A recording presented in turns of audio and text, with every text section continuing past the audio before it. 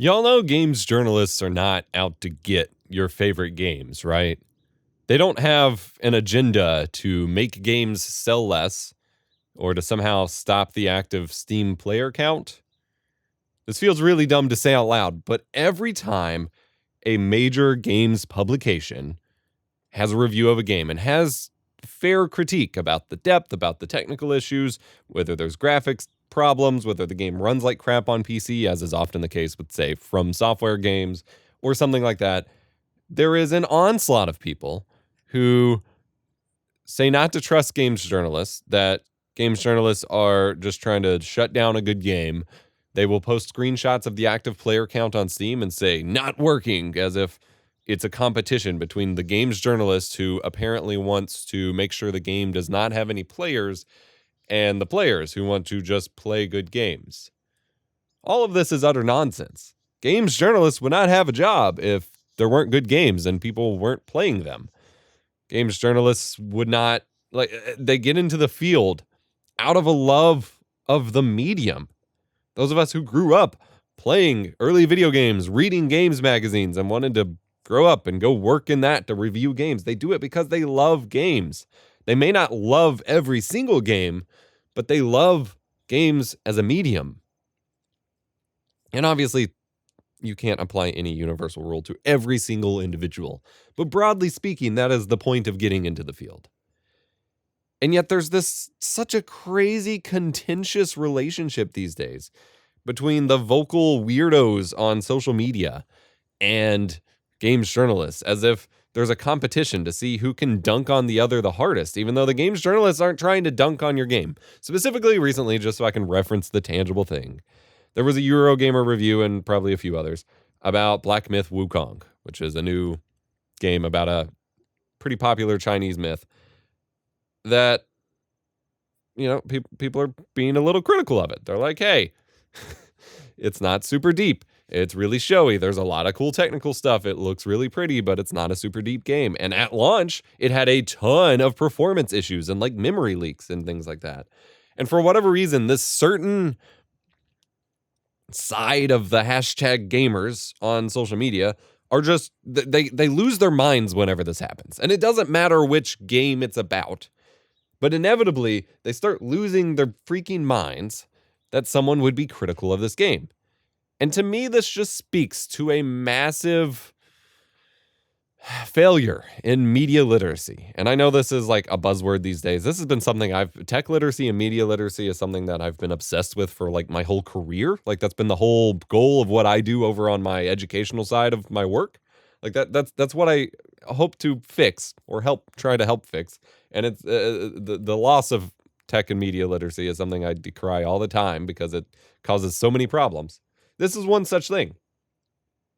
Growing up, we looked forward to reading the magazines where there were reviews of games, or watching X Play on G4 or Tech TV, or reading the early reviews on sites like IGN or GameSpot to find out which games were good, to get every little bit of detail about games we were excited for, and to find out the complaints so we knew what to look out for in a game or what games to avoid. But these days, it feels like, and I'm going to say no one, even though I know objectively it's not no one, but it feels like no one or so many people do not understand what the function of a game review is. Game reviews are a medium to review games, to provide critique, to tell you what's good, what's bad, what stands out, what didn't mesh with the reviewer.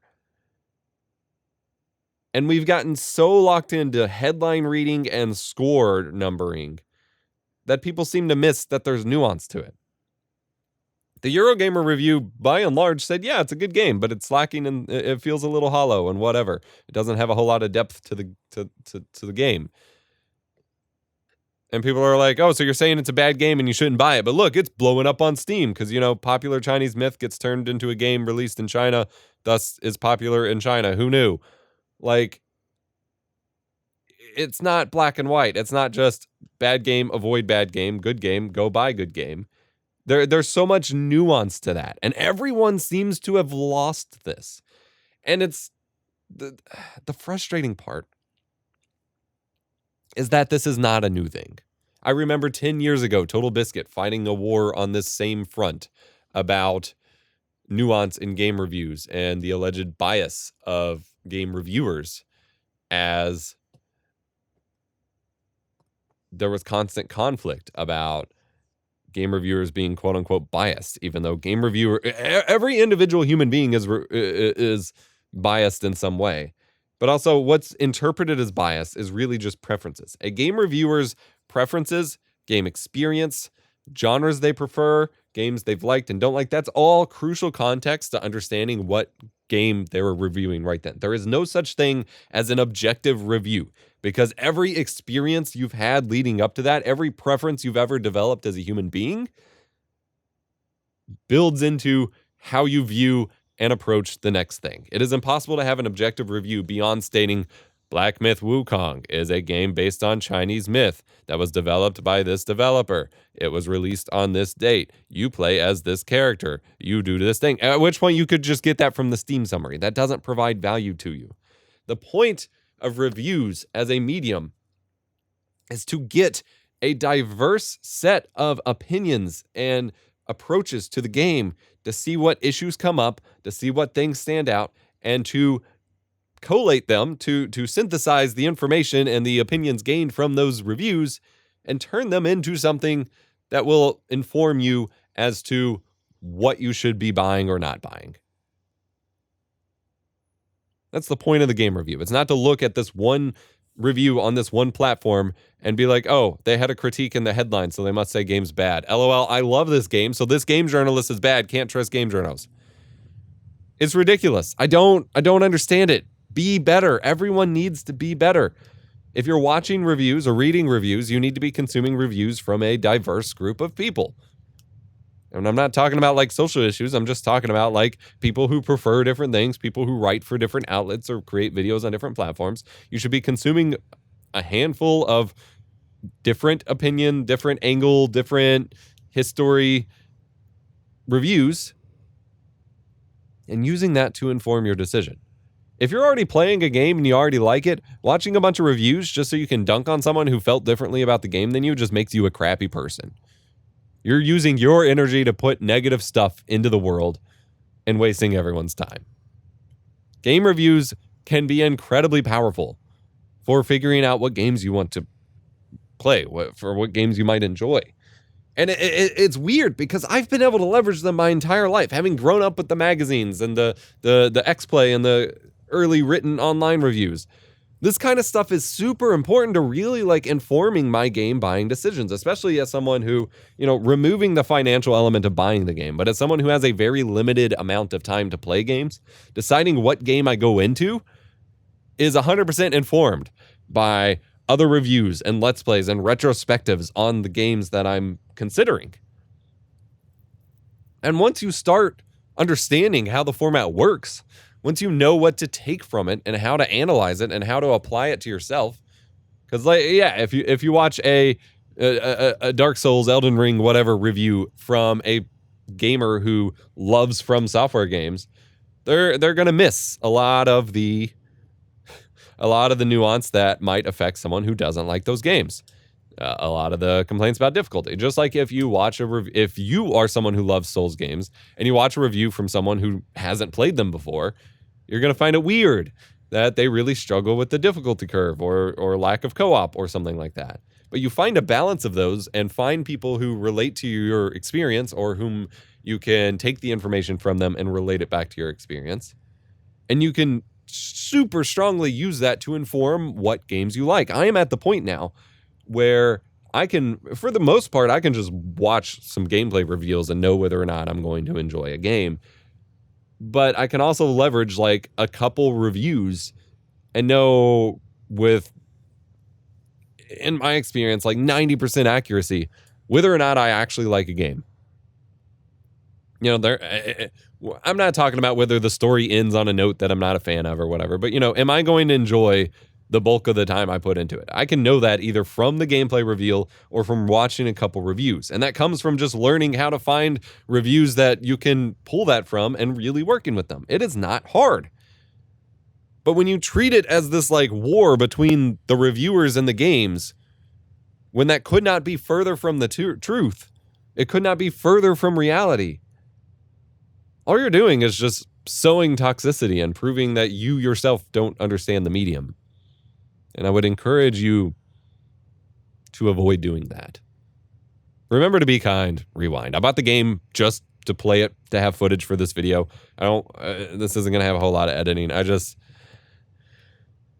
don't know if this game is good. I just started it. I'm not going to give my opinion. It seems like people are enjoying it, and that's fine. But it also seems like the critiques, especially the technical issues that came up at launch, and especially, and the critiques about the depth of the story or the overall gaming experience are probably pretty valid. That doesn't mean you're not going to enjoy it. That doesn't mean you shouldn't buy it. That doesn't mean it's not a good game. That doesn't mean it's popular. It's not popular in China, where the story is from. Showing Steam numbers does not prove a good game. I don't know. I'm just so exhausted of online discourse about games. Games are such a powerful form of art, a form of entertainment, something that you can truly immerse yourself in and escape from your troubles, that you can really discover new worlds, you can learn about yourself. Games teach people how to read, how to build, how to cooperate. I was already learning to read, but I really accelerated my ability to learn how to read and how to play with in-game mechanics because of Pokemon Gold. My kid is learning to spell ahead of time, way ahead of schedule, specifically so he can name his worlds and put in name tags and signs in Minecraft. And he's learning all sorts of skills about building and meticulous details. Games can make you feel emotions you never thought about. Games can tell you stories that you otherwise would never have experienced, that can have significant impacts on your life. Games can immerse you in something that is different than the world you live in and allow you to escape terrible times or to remember wonderful times. And to take all of that as a medium and just decide you're going to be a toxic little shit on the internet and make other people's days worse just absolutely baffles me. Of all the things that I truly just don't understand about how people behave these days, taking a wonderful form of entertainment, of escapism, of hobby leisure time that should only be done because you enjoy it, and turn it in something that makes everyone not enjoy it. That's just really dark. That's really messed up. If that's something you're engaging with, you need space away from games. You need to engage in something else, or get a better support system, or go to therapy, or find another hobby for a little bit.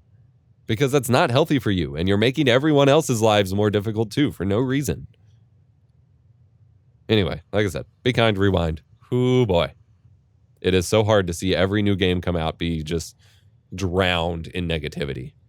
I'm bummed that Splitgate 2 appears to go against everything that I wanted it to be. I put out a whole video about what they needed to do to really deliver to their original core audience and succeed. And obviously I don't know everything, but they took an indie game that appealed to a very core audience, but also branched out and reached a lot of people during a drought and just failed to capitalize on that. They took that and got $100 million investment, which is way too much money for any game, and turned it into a very corporate-looking hero shooter.